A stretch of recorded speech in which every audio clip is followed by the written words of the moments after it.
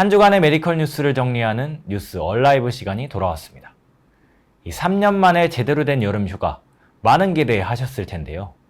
코로나19 재유행이 본격화되면서 다시 숨통을 조여올지 걱정되시는 분들 많으실 겁니다. 이번 6차 재유행, 얼마나 위협적일지, 또 사회적 거리두기 어떻게 해야 하는지 이용주 PD가 보도합니다. 전북 전주의 한 고등학교. 수학여행을 갔다 온 학생과 교직원이 무더기로 코로나19 확진 판정을 받았습니다. 집계된 숫자만 159명. 코로나 의심 증세가 있는 인원이 더 있는 만큼 확진자는 늘어날 것으로 보입니다. 세종시에서는 코로나19 확진 이틀 만에 초등학생이 숨지는 일도 있었습니다. 7월 둘째 주 전국적인 코로나19 신규 확진자는 총 23만 58명. 약 5만 명과 11만 명이 확진된 6월 다섯째, 7월 첫째 주에 비해 2배 이상씩 늘어나는 더블링 현상이 계속된 것입니다.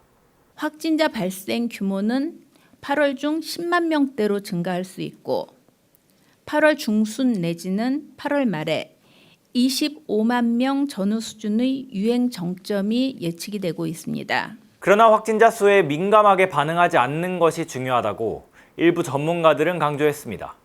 감염자 수 자체보다는 위중증 환자 비율이 중요하다는 것입니다.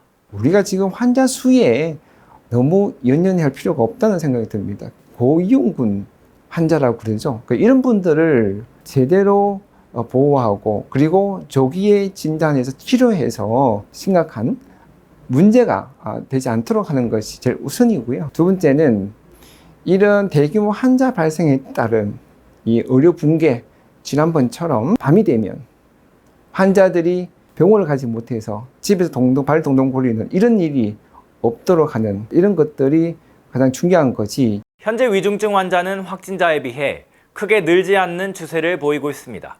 다만 위중증 환자 수는 확진자 급증 2, 3주 뒤에나 반영된다는 점을 고려해야 합니다.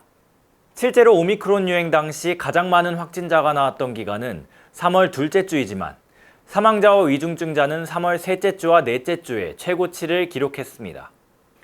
그렇다면 백신은 어떨까? 전문가들은 백신이 입원을 하거나 사망하는 등 위중증 예방에는 효과가 있다고 분석했습니다. 다만 감염 예방 자체는 큰 효과가 없다고 지적했습니다. 2차 접종만 하고 나서 6개월 이상 지나면 증상이 있는 오미크론 감염 등을 예방하는 데에서는 효과가 확 떨어지고요. 다만 중증 또는 치명적인 것에서는 예방 효과가 있다. 사회적 거리두기에 대한 전문가 의견도 별반 다르지 않습니다. 무리하게 거리두기를 시행하기보다는 코로나에 대한 두려움을 없애고 일상 회복으로 나아가야 한다는 것입니다. 코로나는 그냥 저하고 같이 사는 나쁜 친구라고 생각하시면 됩니다. 이 나쁜 친구를 우리가 어떻게 다스릴 거냐가 중요한 것이 이 친구를 우리가 멀리 쫓아낼 수가 없다는 것을 우리가 알고 가셔야 됩니다. 지금 인천공항에서 비행기를 타고 관광객이 많은 나라 터키라든지 포르투갈이라든지 한번 가보십시오. 거기는 대한민국과 전혀 다른 분위기를 보이고 있습니다. 주말이면 호텔방이 없을 정도로 관광객이 몰려 있고요. 길거리에서 마스크 끼지 않고 다니면서 사람들이 아주 즐겁게 시간을 보내고 있습니다. 그에 비하여 우리나라는 어떻습니까? 코로나 유행한다고 다들 두려워하고 또 걱정하고 검사하고. 방역당국은 지난 19일 사회적 거리두기를 제한하는 방안은 현재로선 검토하고 있지 않다고 밝혔습니다. 전면적인 그리고 이전 형태의 사회적 거리두기에 대해서는 매우 위중한 상황이 발생하거나 또는 치명률을 크게 높이는 변이가 발생하는 등의 상황이 오지 않는 한은 최후의 수단으로 생각하고 있다고 말씀드린 바 있습니다. 방역당국에서는 통제 중심의 국가 주도의 방역인 거리두기가 지속 가능하지 못하다고 판단하고, 다만 정부는 손 씻기 등 기본적인 방역 수칙 준수를 강조했습니다.